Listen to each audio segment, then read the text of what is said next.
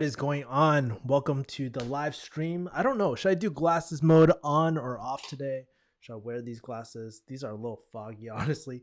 If you can't tell, they're really dusty. So probably not going to wear them. I hope I don't have trouble going to sleep tonight. But the stream is lagging a little bit. Give me a second. But great. Okay. So oh my god, it's really bad. This stream right now, comment, drop in, just upload a video at the same time, so that's definitely not all right. Cool.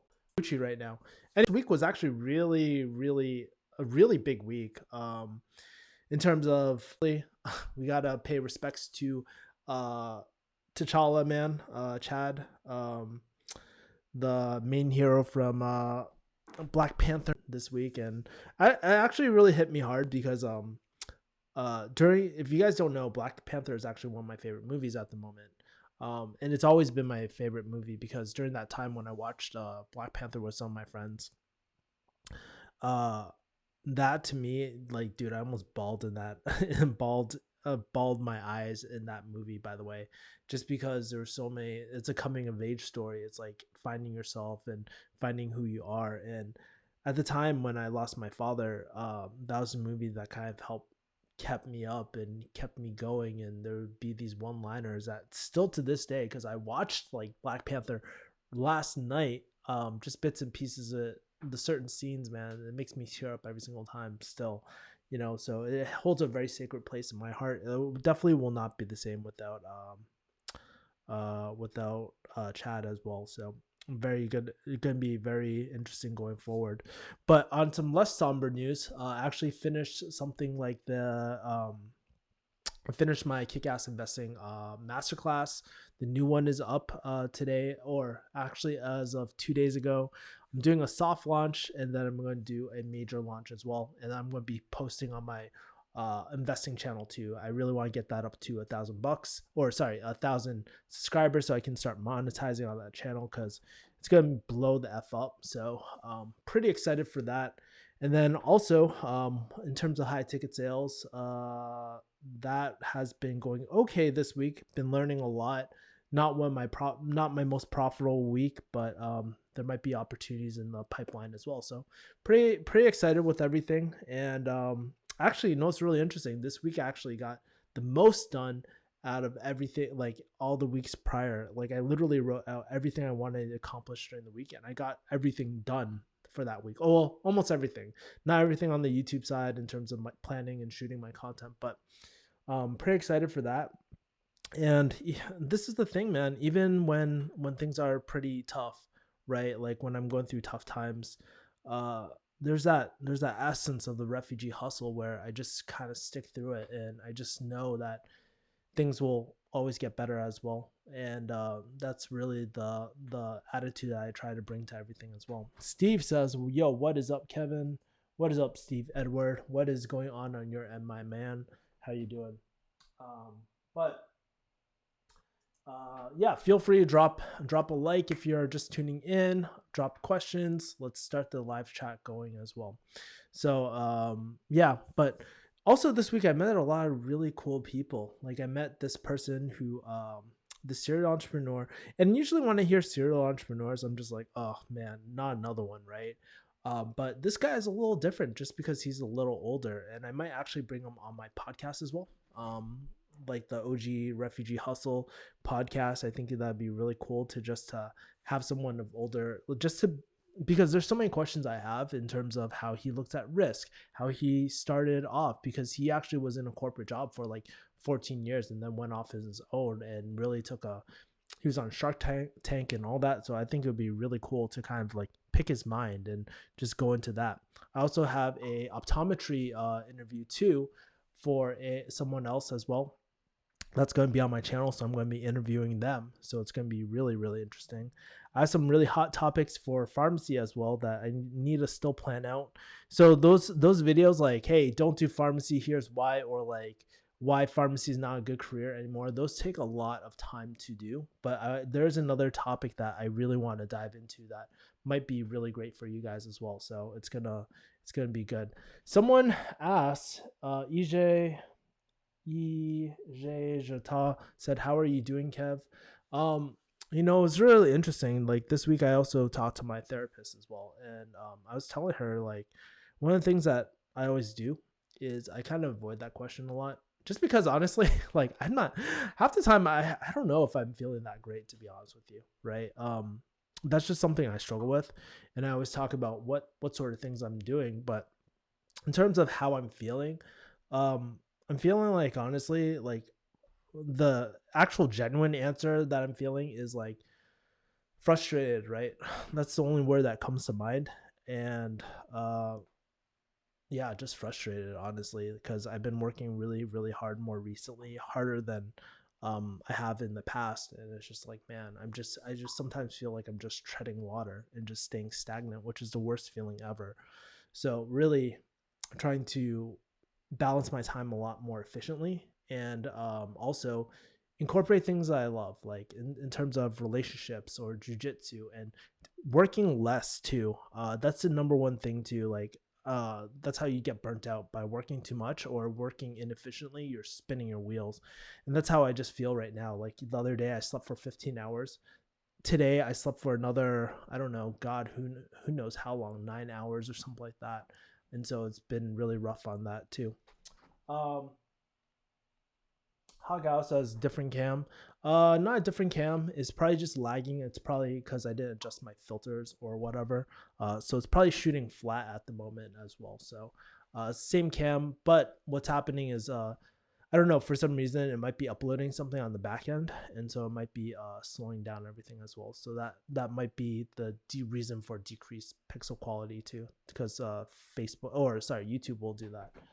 NZ Day Trading 101 says, "Hey Kevin, how's your day trading been going?"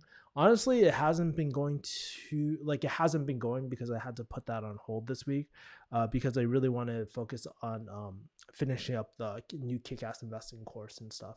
So I finished that, and I'm very proud of it. I got testimonials this week, and I was busy uploading it and stuff like that. So I was really busy with that. In terms of day trading though, I do want to go get back into it, because honestly, it's fun. I just enjoy it a lot. Like I love watching charts and stuff like that, and playing during or watching Power Hour, and just talking with a few of my friends who full time day trade as well, and we're all learning at the moment. So it's been really exhilarating, but obviously I had to.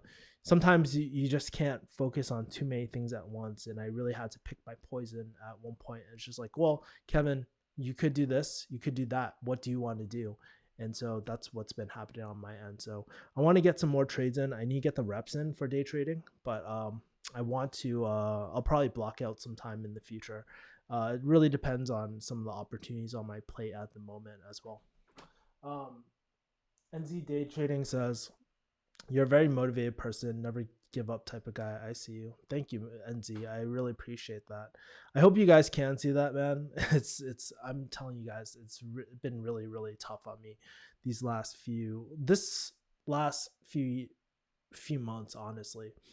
And it's just like this is kind of what I signed up for, though. Like I don't blame anyone and anything like that, but I'm telling you, sometimes it's really hard to keep sane in this world. And when I was a lot younger, I used to tell people that anyone could start up a business, but it really changes you, and it really forces you to adapt and change and learn and stuff, and stay positive, right? And just hope for the best, like I know that what I'm going through isn't the worst thing in the world. So I just keep pushing, and I have that vision of wanting to lead by example and just kind of keep on pushing as well. So I really appreciate you at NZ Day Trading as well. And by the way, we have 14 people in here. Make sure to smash the like button, and just so that it can boost the algorithm, and so this can spread out to the internets as well. Um, let's see. Kevin, I'm curious. Steve Edwards says, Kevin, I'm curious. What is your experience with Scott Ulsford? I noticed that you're in his course group as well. Oh yeah, so Scott, I've actually followed Scott around when I found out about high ticket sales. I always wanted to do like a high ticket program that really impacted people and stuff like that. So around last year, I actually met Zion. I met Scott. I bought his ROI program. I also bought his high ticket incubator 10 program as well. I didn't launch my high ticket program. I was testing out something, but it just didn't really feel authentic to me. So I abandoned the project, but I will probably do like some sort of high ticket program in the future. I just don't know what. So, and then I've also done his hypnotherapy program as well. So that was really great. And so he got me into hypnotherapy. I'm really a big fan of Scott just because he's less guru like and very. I actually bought his book. Can't find it, but I bought his book, The Nuclear Effect. So I'm going to do a book review on that too. So stay tuned, guys. But he's a really great guy. I met him in real life. He's very spiritual and stuff, but he's also very smart. He plays both the dynamics of a great marketer, like a very holistic type of marketer, but also very tactical too. He has that as well. So I really like him a lot. And I saw that you're in the group. So if you want to reach out to me, my man, feel free to, Steve Edward. Uh, my friend holding on to Tesla after he 3x his initial investment. That's funny.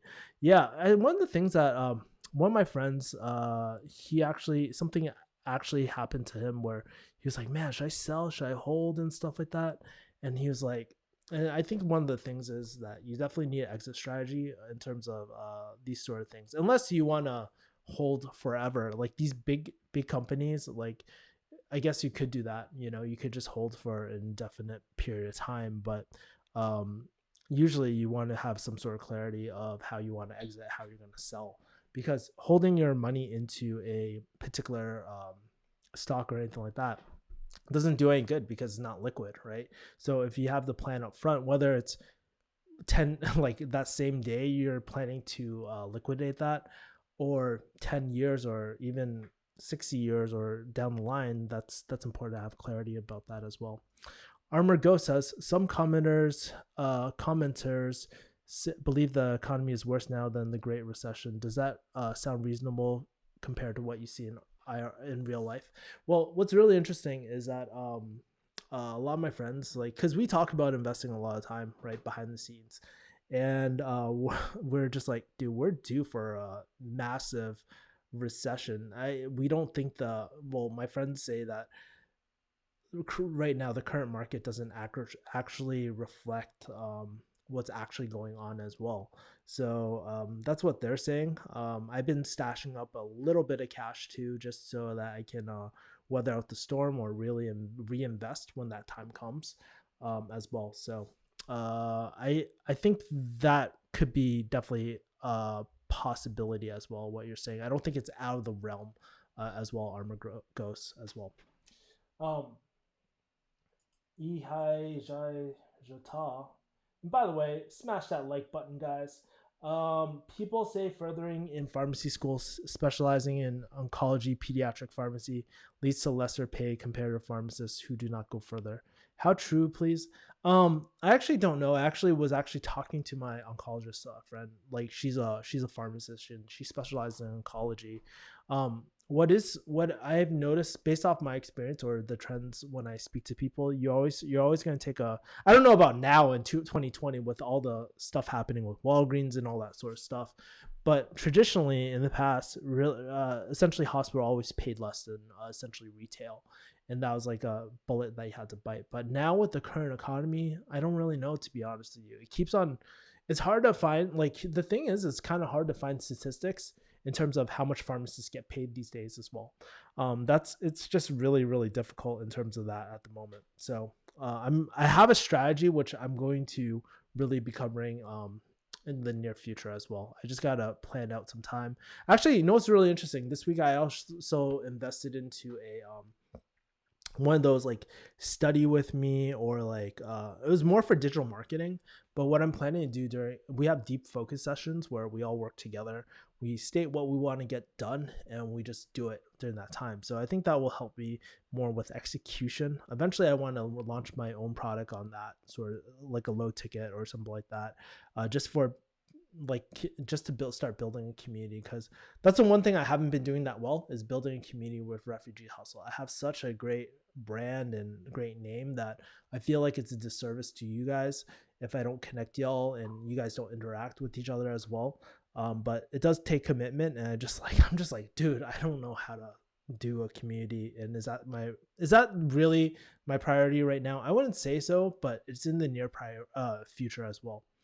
um NZ Day Trading 101. Thank you for the wisdom role model material. Thank you. Appreciate it, NZ. NZ, feel free to reach out to me too via email, man. I would just love to connect with you. I wouldn't say leads to lesser pay, but probably does not lead to much of a pay increase.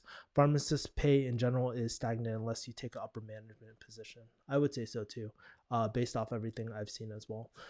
And it really depends. I've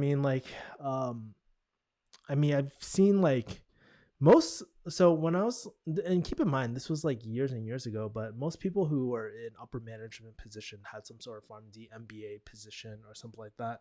I know in the big pharma companies, typically that's what happens. Like you switch over more to a upper management position, or more of a some sort of is you're not practicing traditional pharmacy anymore.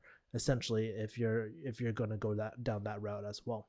Um, Main Street doesn't reflect Wall Street. Save that money, people, says Bill Hibbets. Exactly. So you said it better than I did, Bill. That's what I was trying to get at as well.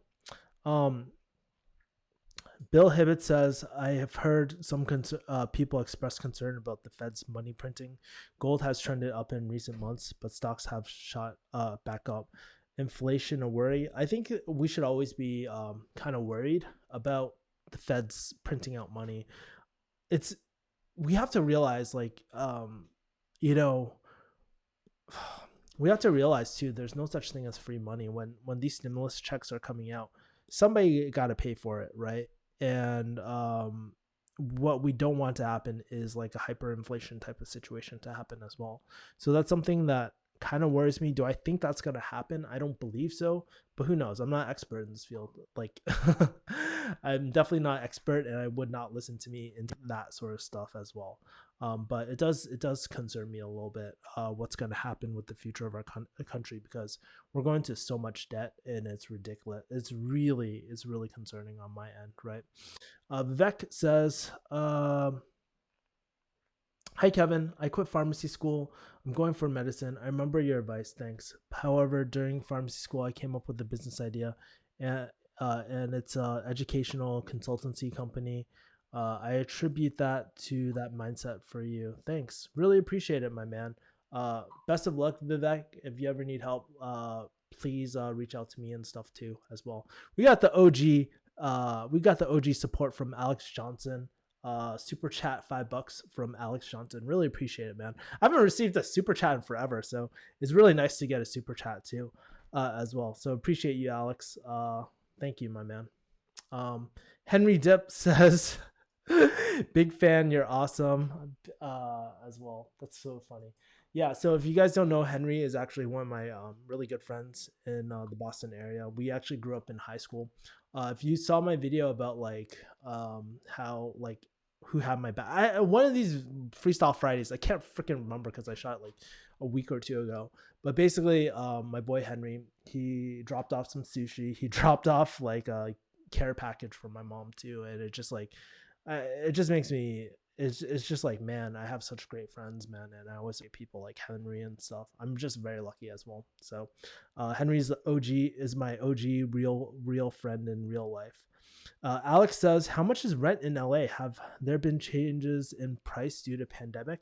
Actually, right now, I'm not sure about, like, because I'm not on the market for LA rentals and stuff like that. So I don't really know, Alex, but basically what a lot of my friends who are in stable positions are doing, they're actually moving right now, because they're just like, okay, if I can't get a better rate from you, I can get a better rate for someone else. It's at this point, right, a lot of people just don't want to have vacant or tenants who can't pay on a monthly basis. And so it's been really it's been a good time for some of those people as well. One of my friends recently, actually in Boston, he was just like, dude, I just saved $500 per month on a new apartment and stuff, and they were bidding against each other. So I'm not quite sure, but for my rent, it's about 625. But I live in like a very, very small apartment. I decided to downsize early in the year, just because I wanted more cash flow, and it was a really good decision because, especially with everything that happened in high ticket sales this year, or like with my particular client, thank God, like I can at least turn on the lights and stuff as well. Uh, Developing my fluid intelligence, says Vivek. Yeah, I think I remember you like answering one of your questions, Vivek. Really appreciate you, my man. Sand is a great gold stock, but do your own diligence. Yep, due diligence is important, my man. If it's anything like SF, down due to recent events, but expensive compared to most areas of the country. Yeah, LA is not a cheap place either, but yeah. So I mean, you can still find steals and stuff like, well, because I'm Chinese, right? My mom always has like these friends and stuff who are renting out their places. They want a really great tenant. They want someone who doesn't mess up their shit.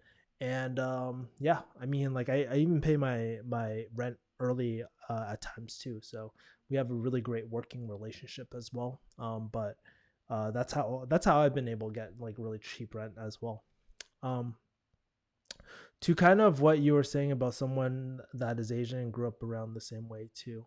I think there's a missing part because that's not a full sentence battlefield. Maybe I'm missing it on my end. Weird. Um, let's see. Alex Johnson says, is gold an investment to you or trade insurance alternative asset class for portfolio stability? Traditionally, a lot of people use gold in terms of stability for the most part, right? The thought is that if the U.S. dollar goes to shit, then it's like store of value. I mean, that was the whole concept behind like things like Bitcoin as well, because it's like a store of value. If enough people buy in, if the U.S. economy goes to shit, it's not worthless, right? That's the whole point. But I know like a few of my friends, like my friend Joe, he loves gold. A lot of people love gold too. And I think it's important to have obviously different asset classes as well, right? But I like I wish my computer wasn't lagging because I love to kind of pull up like the charts for gold as well. But I'm not an active gold investor, so that's just not my thing. I think you guys will quickly realize when it comes in terms of investing, there's a lot of different types of investing, re, uh, like a lot of people want to do real estate. A lot of people want to do like regular stocks, like individual stocks. Even stocks, there's like day trading, there's long term strategies, there's more speculative type of trading as well. There's a quite a bit like when it comes in terms of you just gotta find the right strategy as well. So I think that's important to just realize. Alex Johnson says it is a trade gold and silver into property gains. I highly suggest Mike Maloney videos. I don't want to hijack the conversation. No, Alex, that's totally cool, my man. Like, if you have any suggestions, I'm gonna actually, you know what I'm gonna do? I'm actually gonna take a picture of that, so I remember too, my man. So that's great. Um, yeah. And how many people are in here? We got 17 people. For those 11 people who haven't smashed the like button, make sure to do that at this moment in time right now. Um, but yeah, while questions are still coming in, uh, yeah, that's pretty much like everything that's on my plate, man. Just been a lot of emotional ups and downs and all that sort of stuff. So been also trying to make time for a lot of relationships while I'm back in Boston. I do realize like I don't really come home that often, and one of the things I've just been doing is just like catching up with my old friends. I literally wrote a whole like list of people I want to see coming when I came to Boston as well. Shoot. Battlefield is saying, "How you doing? I was hoping you can go over your session on therapy. Is it helping or how is that going?" So, in terms of my session with therapy, I would say it's still quite early. I think this is my what's that called? Third or fourth session. And we're in that phase where we're building a relationship.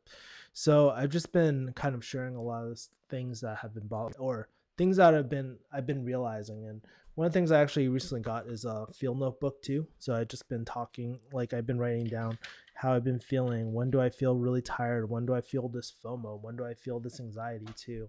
And that's one thing I've been doing. My therapist is really great. She's a very great listener, and she's Asian American, so she can just she's young enough where she understands some of the routes I use. Like, because I was telling her the other day, like too, I was on something like r slash Asian parent stories, and I was telling her like, do you go on Reddit? She's like, yeah, you go on Reddit all the time. So it's like we have this really great connection because she's young, I'm young, and then we just connect as well.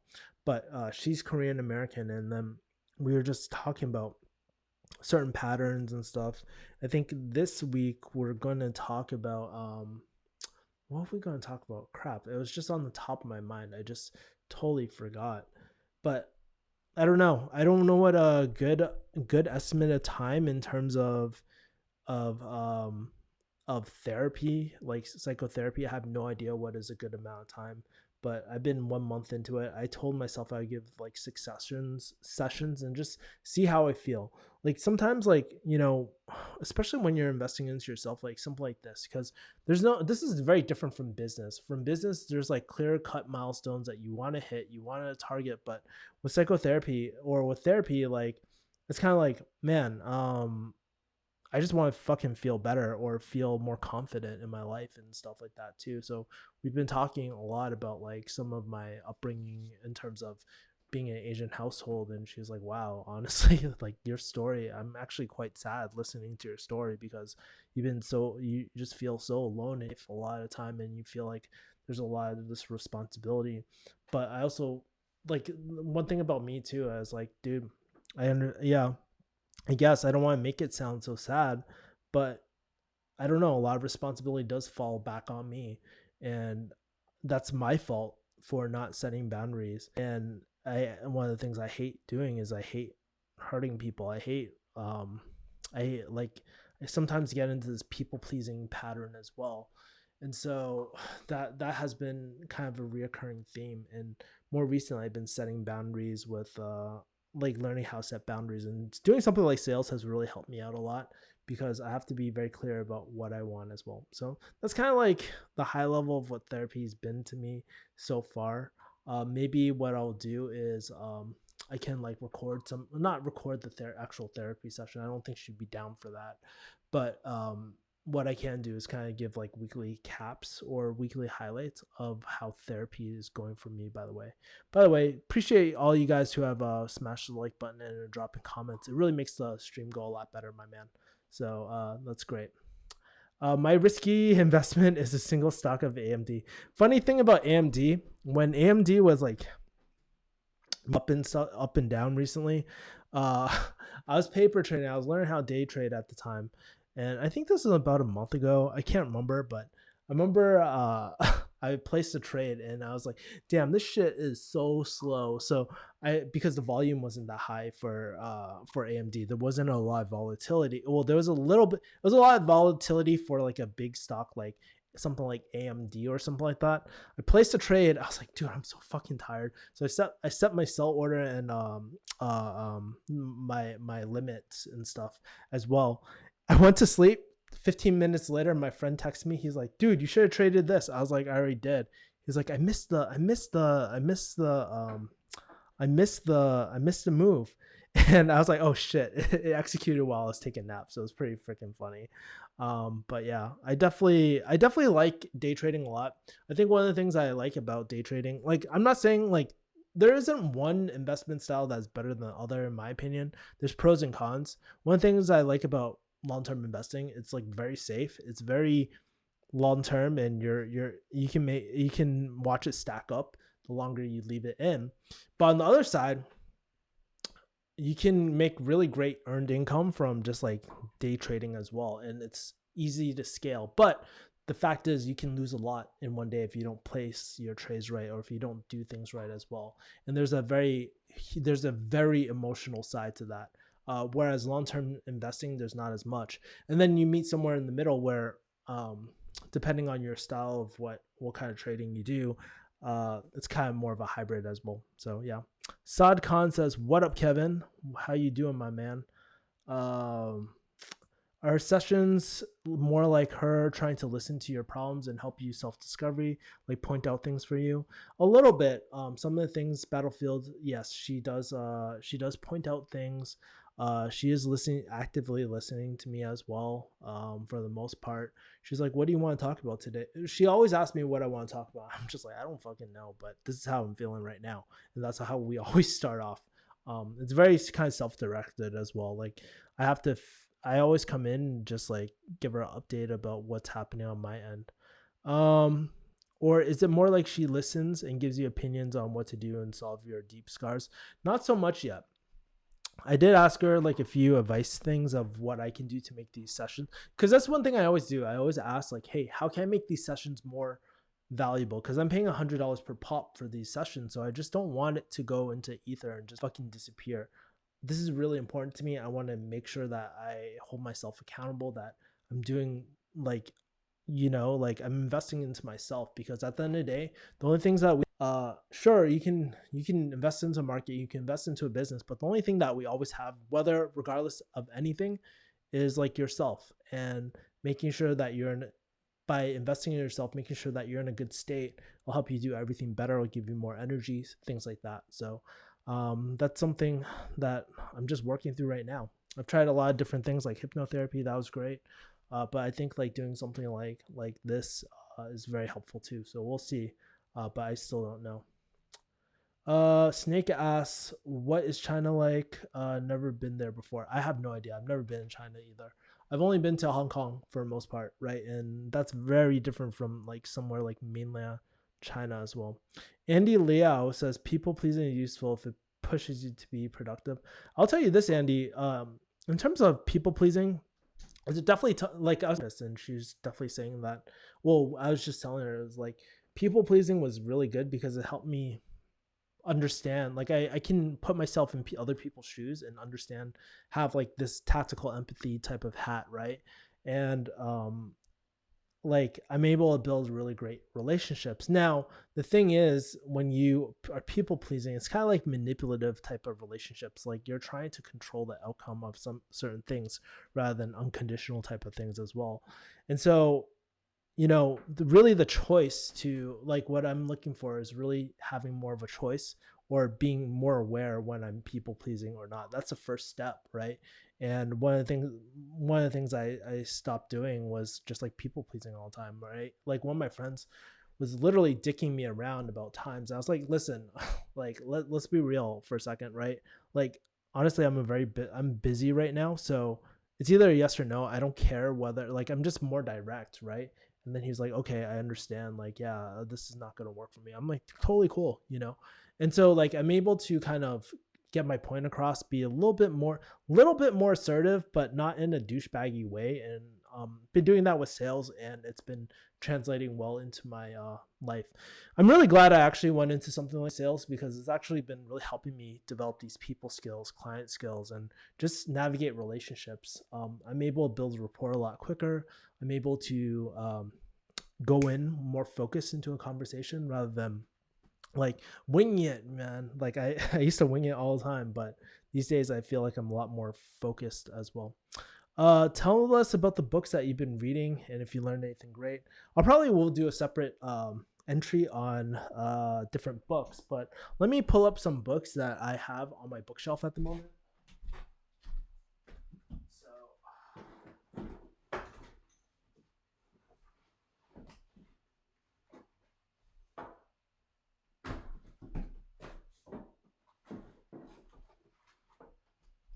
So believe it or not, guys, I actually have more and more books too, but I'll just cover. These are all the books I recently bought. So I bought this book called Giftology. Haven't read it yet. I probably plan on reading it. I actually have some books in the car too that I have. I'm a big book nerd, if you guys don't know, but this book is interesting because it's the art and science of using gifts to cut through noise, increase referrals, and increase strengthening client retention. I'm all about relationships, guys, so that's something important to me. If I can like make that even better, that's great. Another book that I'm reading, and I'm going to do don't worry about writing these down. I'm going to do a Hustler's Library series on all these books. Another book I've been doing is Love Yourself Like Your Life Depends on It. Um, I bought this guy's course, Kamal's Ravikant, his cryptocurrency course with James Altucher. It was not worth it. I would not recommend you guys to buy it. But this book was actually really good because he has a lot of different exercises for mindfulness as well and stuff. Another book that I'm reading is How to Train a Wild Elephant or something like that. It's a mindfulness exercise book, which I need to start actually scheduling that in so I can do the exercises as well. So basically a lot of mindfulness type of things. Another book that's been really pivotal. I read it all the time. I read it on the way to Boston, but How to Get Your Point Across in 30 Seconds. I use this framework all the time for my YouTube videos and just like planning a meeting before I jump on with someone as well.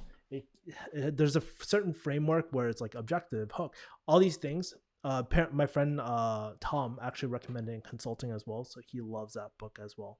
Um, Another one, Why Are We Yelling? Since I'm closing a lot of my own deals, it's the art of productive disagreement. How do you productively disagree?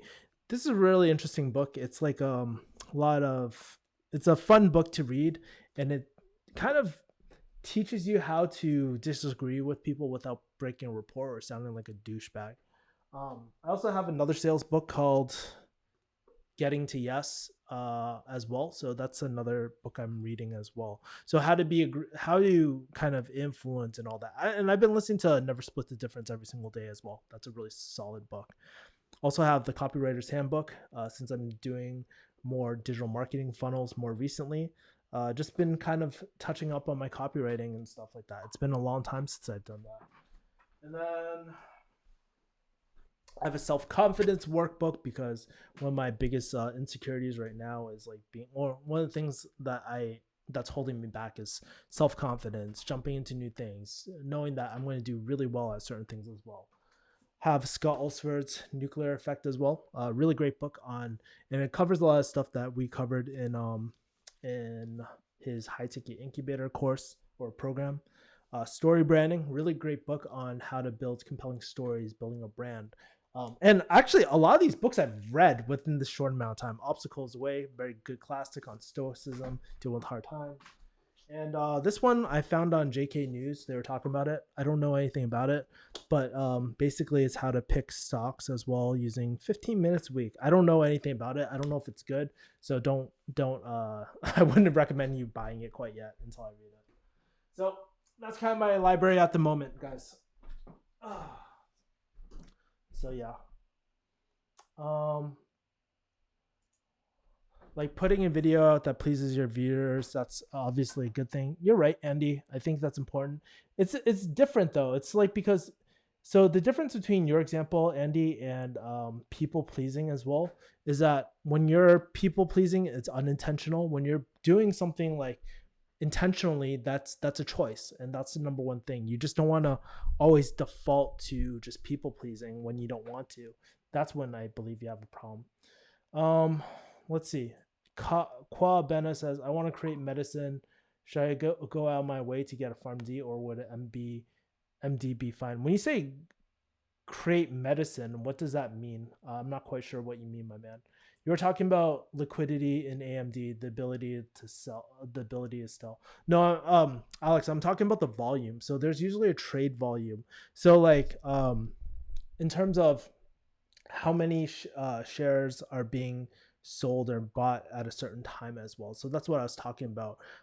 It was just moving slow with bigger chips, with big, like with blue chip stocks and stuff. They move a lot slower compared to like something like a small cap as well, right?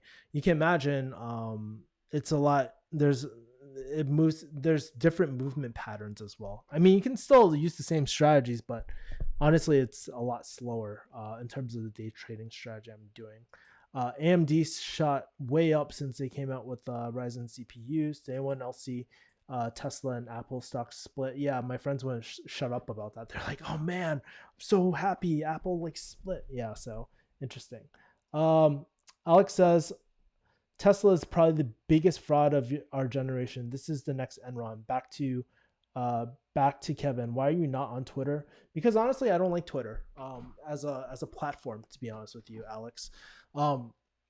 In terms of Twitter, It's like 140 characters. I mean, sure, you can drop links, you can drop certain things, but I just don't like the too much. The only thing that's good for it is following porn stars and stuff. No, but on a serious level, I just don't feel like Twitter's my platform. I'm a very long form type of guy. That's why I do longer videos for the most part. Most of my videos on average are like my real videos are about 10 plus minutes long, and not a lot of people like it, but it's okay because I'm the type of people I want to attract are deeper thinkers as well, with a little bit of intellectual hip hop vibe, man. So I think that's what I'm trying to do.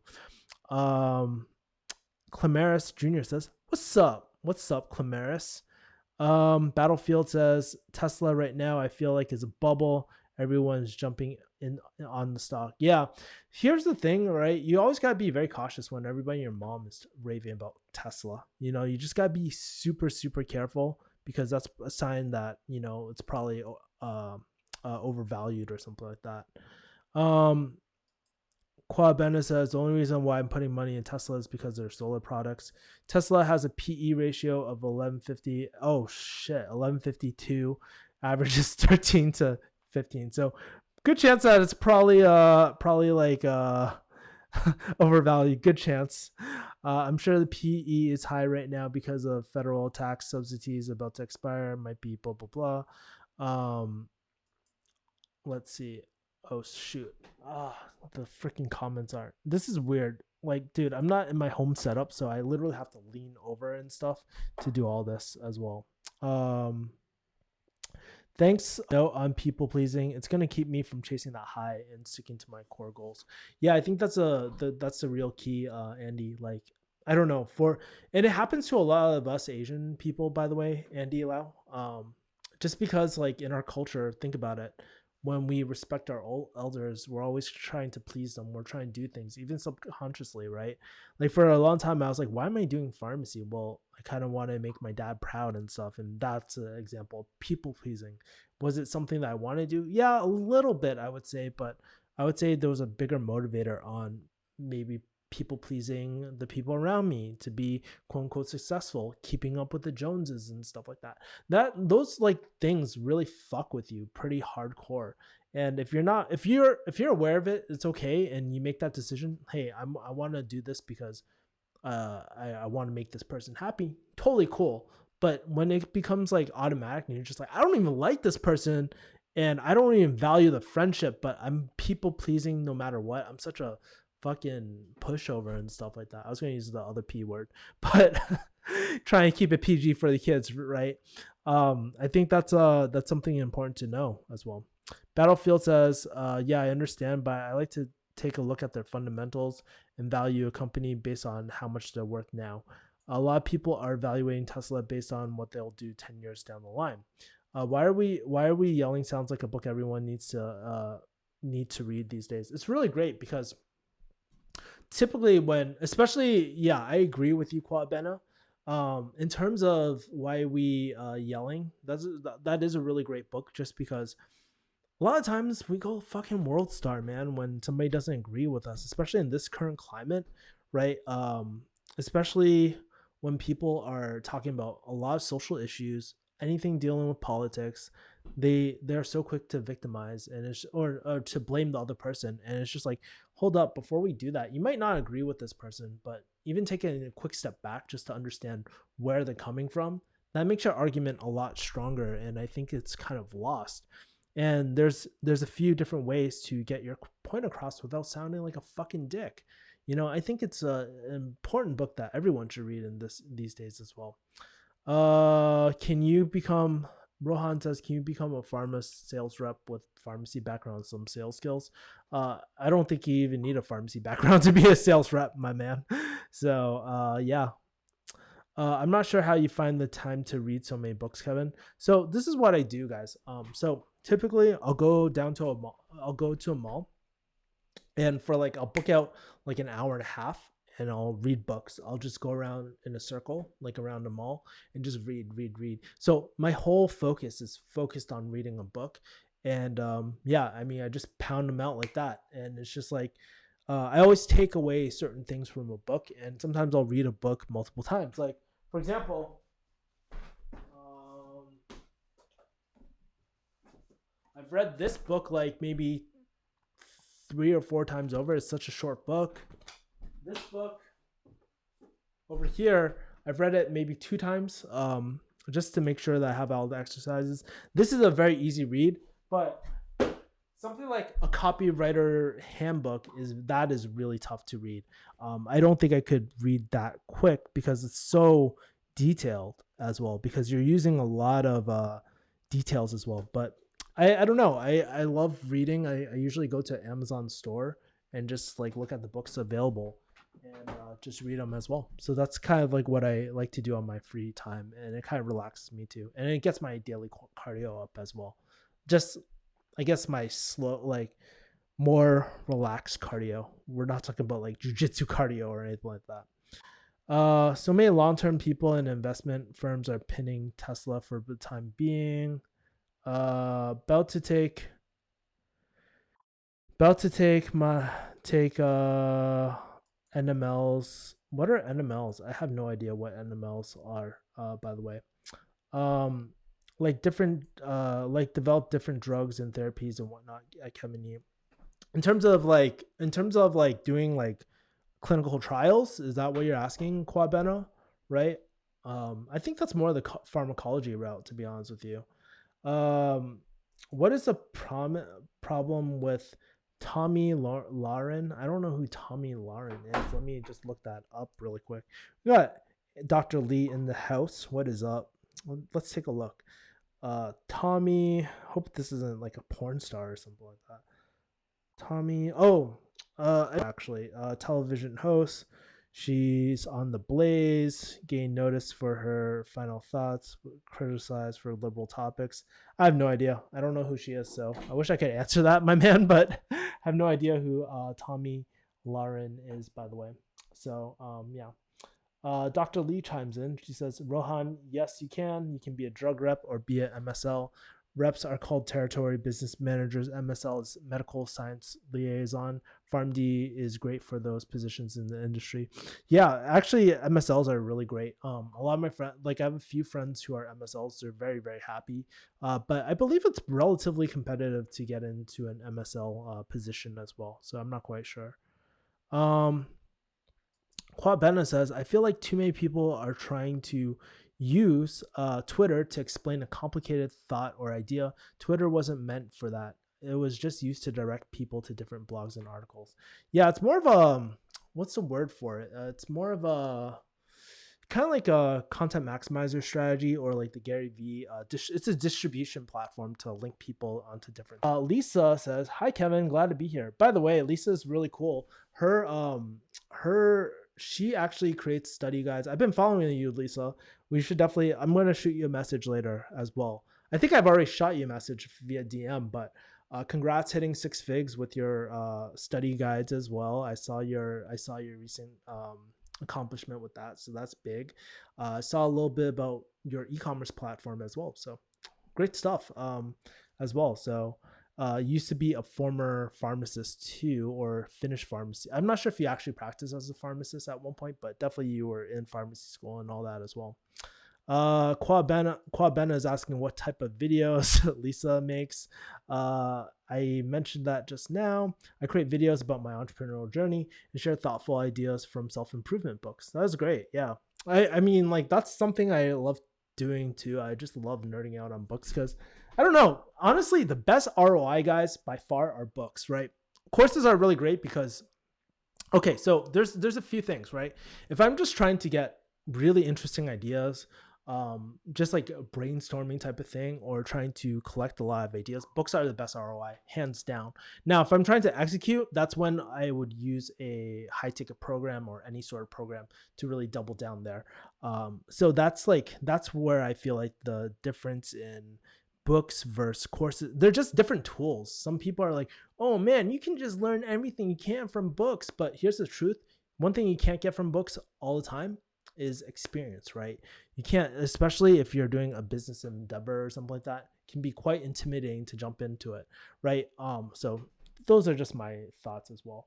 Fen Yang says, hey, besides Dan Locke's courses, do you recommend Do you recommend anyone else in terms of entrepreneur and business? Actually, you know, it's funny. I actually don't really recommend Dan Locke's courses. Well, it depends. It depends on what you're trying to do. With Dan Locke's, the biggest thing I got was actually connections, right? I met a lot of kick-ass people who are doing really kick-ass things. So, I mean, early HTC, dude, I would meet lawyers.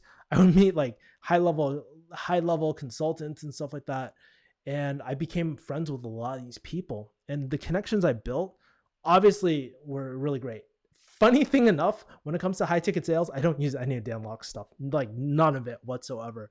But it was a great experience, and without that program, I would have never jumped into high ticket sales. Now, do I agree with his marketing practices? Not really, to be honest with you. So it's kind of like a tricky thing nowadays, especially how I feel about something like Dan Locke's. I wouldn't recommend it to everyone, but it was actually a really great personal development course in terms of like what I really think. I've taken a lot of different courses, taken Ramit Sethi's, I've taken obviously Scott Ulster's.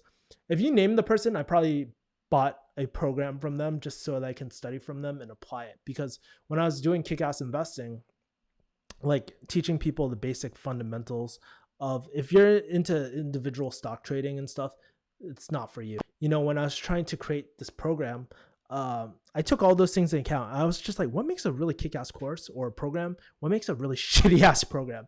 And I'm going to do less of that and do more of that. So one of the things I want to do is set up realistic milestones for people to help them feel very confident in their investing journey as well. So there's that. Lisa is saying, what about you, Kwabena? I think you have to prioritize reading books at Battlefield.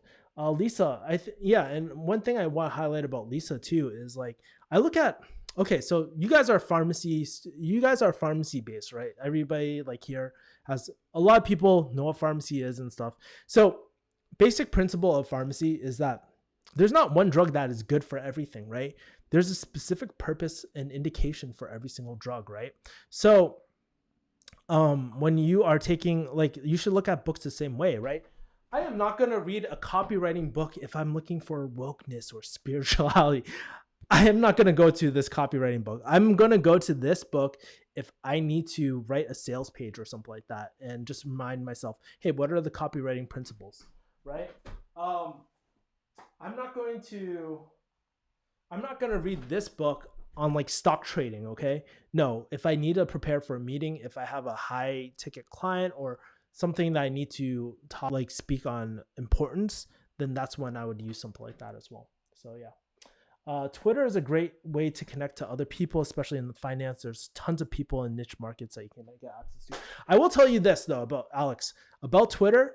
Twitter is a great platform to really connect to people and retweet and stuff like that and get noticed really quick. That is, you're right about that. That is something good about Twitter. I just personally, I just don't have the right now to juggle so many platforms. I'm on Instagram, not that much, but I'll post every once in a blue moon. YouTube is my primary social media platform where I publish the most stuff, and then I also have my blog. I'm trying to get back up again, and that's what I'm planning to use these focus study sessions as well. And cardio for the brains, as Lisa Tran. Qua Bennett says, I used to do gaming content, but I'm on a long break for now and rebrand. You would enjoy QTR podcast episodes with Mark Spiegel. They discuss Tesla frequently. Kevin Yee, she was ranting on how men aren't of any quality, aren't really single and stuff. Oh yeah, I don't know, man. I just, like, honestly, I just cut out a lot of freaking noise. Like, I don't have time. Like, I'm reading books, obviously. Like, this is my bet. These are books I bought within the last 2 weeks or 3 weeks, right? That tells you about how much of a nerd I am. And I just really don't have the bandwidth to consume all that content. So, not quite sure about what she said, but it sounds kind of messed up. Question for you. Your channel about being real. How do you intend to achieve this? So I think one of the things that I really look up to as well is something like the Gary Vee model, where, like, this has always been my personal channel. So one thing I want to do was always share my kind of journey of things that I've been going through as well. In terms of metrics in terms of like hard milestones and stuff, I don't have any, and that's why I actually hired a brand strategist which I'm actually in the middle of redoing like my roadmap at the moment for this channel, the goals and stuff. But it's really weird. Like, so that's why you'll see random stuff. Like for me, you'll see things like, okay, you'll see things on me ranked for jujitsu, or me talk about my story about going bald as well.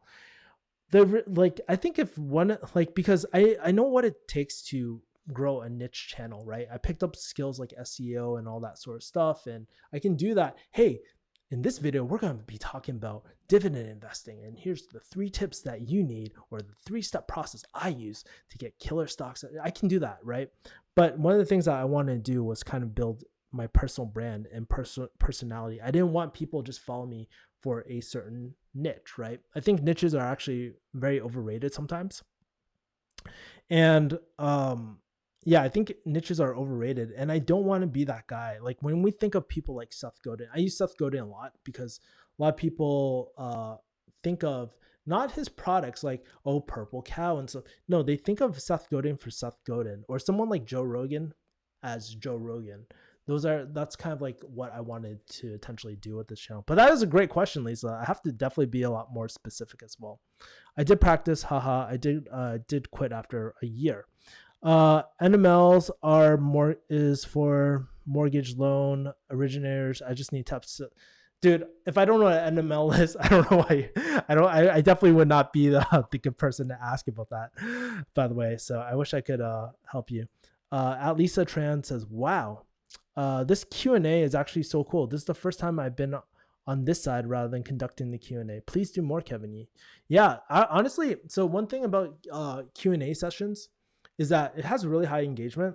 It's really great engagement content, because what I typically do too is I look at the patterns with my team, and we look for a common. Oh, shoot, it's not even popping up your comment, Lisa. The So what I like about Q&A, it's highly valuable to the audience watching this, and it's highly relevant to them, right? That's a huge thing in terms of making sure that you're omnipresent and kind of extending the reach. It has poor value for that.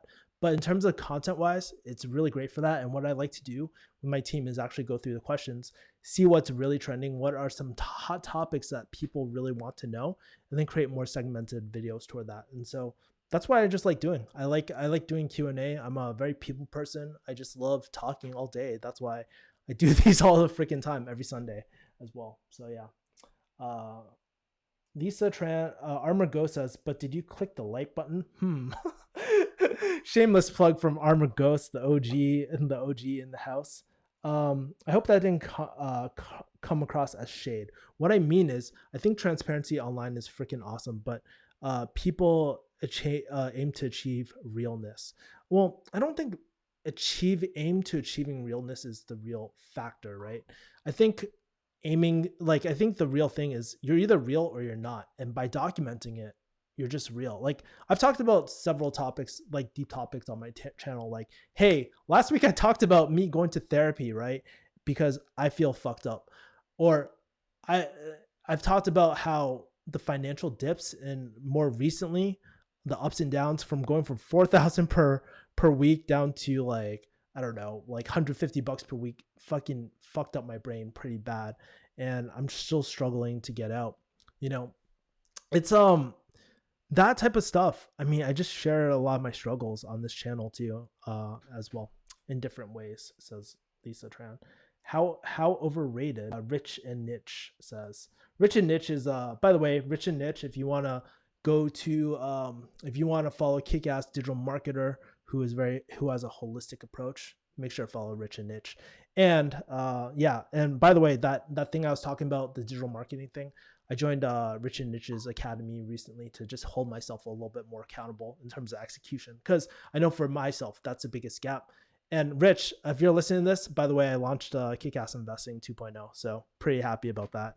Soft launch. I'm still importing everything from Kartra over, so I can give access to all the older students on the new masterclass and all that.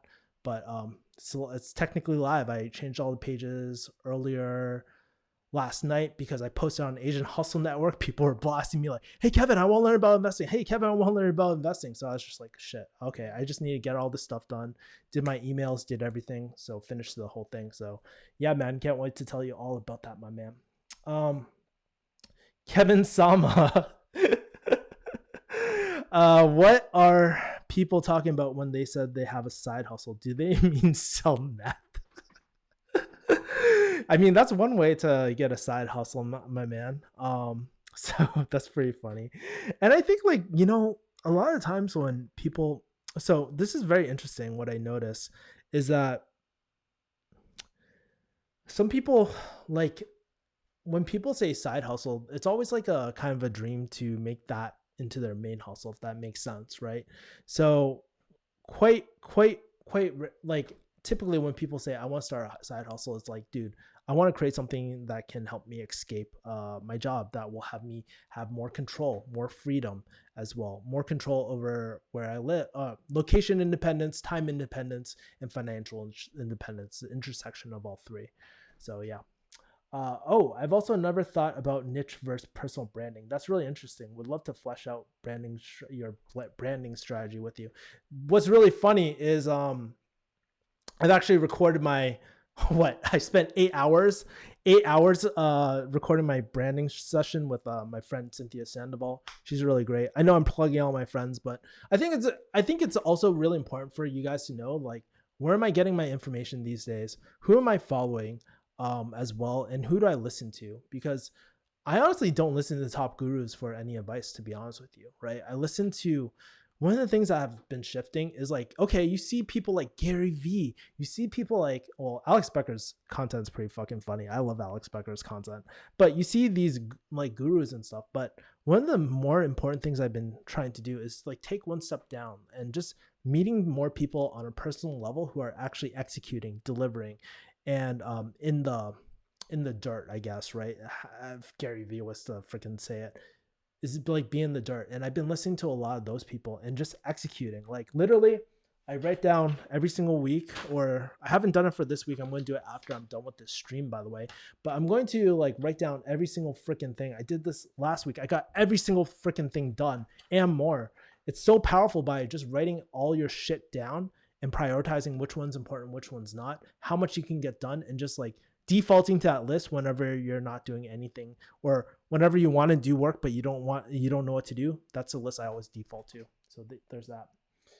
Whew, man, this stream is freaking lit, y'all. Kevin Yee, what do you think will happen to a country that has an aging population and massively declining rates of marriage and birth? I believe that's what's happening to places like Japan at the moment. Basically, I think that's what's happening in Japan. Please correct me if I'm wrong, but I believe they have a aging population, and they're not populating as fast anymore. So I'm not quite sure, to be honest with you, right? A lot of I think some of the people were saying, like, the rise of otakus and stuff like that, but not quite sure. I have no idea. It's going to be interesting, though. I'm going to be keeping my eye on places like Japan for that sort of info. We most likely will have a lost decade like Japan. Oh, so Alex actually, yeah. Alex said, we most likely will have a lost decade like Japan. They sell more diapers for adults than children. The stock market has never recovered from its highs. Since the 80s, I'm assuming, Alex. Idiocracy, dude, that movie was hella funny. But I also see that happening in the States and America as well. So it's really interesting. Do you still make decent money during closing during this pandemic? So, by the way, you're always real, and that's what I love about you in this channel. Love you, Maxime. Love your comment, my man. I think decent money. Yes, I make money closing no matter what, right? I've gotten to that point where I can always make money, but the money has been fluctuating. So just to give you an idea, the longer an offer is up, typically, and this is for anyone who's in digital marketing space, right? They would tend to agree. And if you talk to any OG, like, high ticket sales people, they'll tell you this. The longer that you're on an offer, the harder it is to essentially close for. There's a lot of different factors. If your client is blowing ad spend like freaking crazy, guess what? There's something called market exhaustion, which is definitely happening with one of my clients right now, right? So there's that. Also, But let's say if they're on the more conservative side, as well, like uh, if your client does not do a good job of fulfillment, then negative reviews and all that sort of stuff will pop up as well. So I am able to make decent money, but it's harder to make money than it was a year ago with the same client, if that makes sense, right? So literally I'm putting double amount of work to make what I did before, and it's not, my highs aren't as consistent anymore, which it could be due to a lot of different factors. But honestly, it's been really tough this last month or two. Probably too because of my mom's situation as well, and I had to take care of that. So not all my focus was on high ticket sales, but basically that's what pretty much happened as well. So Armor Go says, so 10 years ago, before people go, so okay, shit, I need to slow down. So 10 years go by before people just wake up one morning and think, all right, time to make babies. Lots of them. So funny. Yes, what you talked about taking it down a level from Gary Vee really resonates. Yeah. I'm sure you would probably agree, Lisa, as well, from your point of view. Um, because you're like literally in the dirt. I see your videos. I know that you're actually executing. You're very organized and stuff like that as well. I've watched a lot of your content, Lisa. So trust me, I've done my SEO research on you. You're pretty good at SEO too, from a few of your videos that I watched. I didn't spy on all your videos, but pretty decent. But yes, making sure that you're listening to practitioners, not the preachers, right? Practitioner. I like that. I'm gonna. No one steal that. That's my concept, man. Preachers versus practitioners. um, all right, cool. Yeah. See, that's the thing. And Lisa, just to kind of emphasize something, like Q&A format is really great, just because I'm able to kind of talk about my thoughts or teach anything on spot, where it really forces me to refine my thoughts and ideas as well. Um, so that's interesting. Oh shit. I just totally lost my freaking chat thing as well. He set the calendar for 10 years. Maybe AI becomes good enough to tell you who to date by then. The Tinder algorithms, man. What's it? Speaking about Tinder, a recent cool product I've seen recently on the online space is actually, do you guys remember Jesse from Simple Pickup? He actually has I think a program called Endless Options. It's a dating product, but it talks about market. Okay, so it's marketing essentially, but he teaches it in like kind of like the Tinder fashion, and that's how I've always viewed marketing. Actually, like, okay, look at it like a Tinder. Like in one of my courses that I taught, I never released it to the public. I had a beta students. I was gonna do this as my first initial high ticket sales program. Maybe I'll release it out for free. I'm not quite sure. I gotta think whether I want to do that or not. But basically, when I was teaching them funnels, that's how you should kind of look at Tinder, like almost like a marketing funnel and stuff too. I just thought it was really interesting. So interesting that you mentioned AI being good enough to tell you who to date by then. All that date I saw what you did there. Armor Ghost. All right, guys, it's 10:10. I gotta wake up for some early closes tomorrow. Just wanted to just connect with y'all. We had a pretty fire stream. If you haven't already, make sure to drop a like, hit the subscribe button, smash that so that the algorithm can pick up. And yeah, had a blast with y'all. Feel free to reach out to me if you made it to this far. You can reach out to me at subscribers@refugeehustle.com. You can sign up for my email list too. That'd be really cool. I typically shoot a lot of personal videos to people, by the way. So that's how I communicate. And then I also, if you want to reach out to me via Instagram too, you're more free to do that as well. All right, but that is pretty much it. You need to get some sleep. Thank you for that last drop in a like. And I'll talk to you guys later. See you guys next Sunday at whatever hour and 10 minutes was before this. So 9 p.m. Eastern Standard Time, 6 p.m. Pacific. All right, talk to you guys later. Peace.